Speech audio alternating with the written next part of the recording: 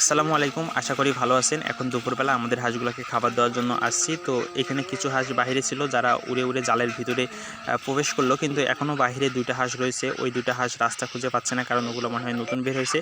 যেই নতুন হাঁসগুলো বের হয় ওরা কিন্তু ভিতরে আসতে পারে না, ওদেরকে ধরে তারপরে নিয়ে আসতে হয়। তো যাই হোক, আমি ওই দুইটা হাঁসকে ধরে নিয়ে আসছি এবং হাঁসের জন্য খাদ্য উঠাই রাখছি এবং পানি দিয়ে মেখে হাঁসগুলোকে দিয়ে দিলাম। হাঁসগুলো খাবারগুলো খাচ্ছে। তো এখানে আমি দাঁড়িয়ে দাঁড়িয়ে দেখতেছি যে কোন হাঁসটা খাবার খাচ্ছে, কোন হাঁসটা খাবার খাচ্ছে না, কারণ এগুলোও দেখতে হয়।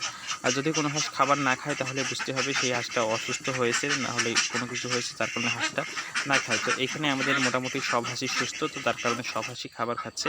তো এগুলো দেখতে হয়, যে মাঝে মাঝে লক্ষ্য করতে হয় কোন হাঁসটা খাবার খাচ্ছে, কোন হাঁসটা খাবার খাচ্ছে না, না হলে পরে হাঁসটাকে ধরে দেখতে হয় যে হাঁসটার কি হয়েছে।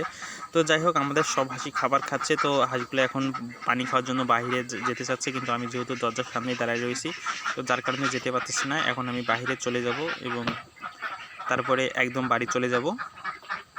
তো আমি বাইরে চলে আসলাম, এই যে হাঁসগুলো খাওয়ার জন্য আসছে। তো দুপুরের একটার সময় যেরকম রোদ হতে সেই রকমই রোদ, চারিদিকে রোদ, কিন্তু সকালবেলা এত রোদ ছিল না। তো যদি আমার ভিডিওটি ভালো লেগে থাকে তাহলে ভিডিওটিতে একটি লাইক দিয়ে চ্যানেলটি সাবস্ক্রাইব করে বেল আইকনে প্রেস করে পাশে থাকবেন।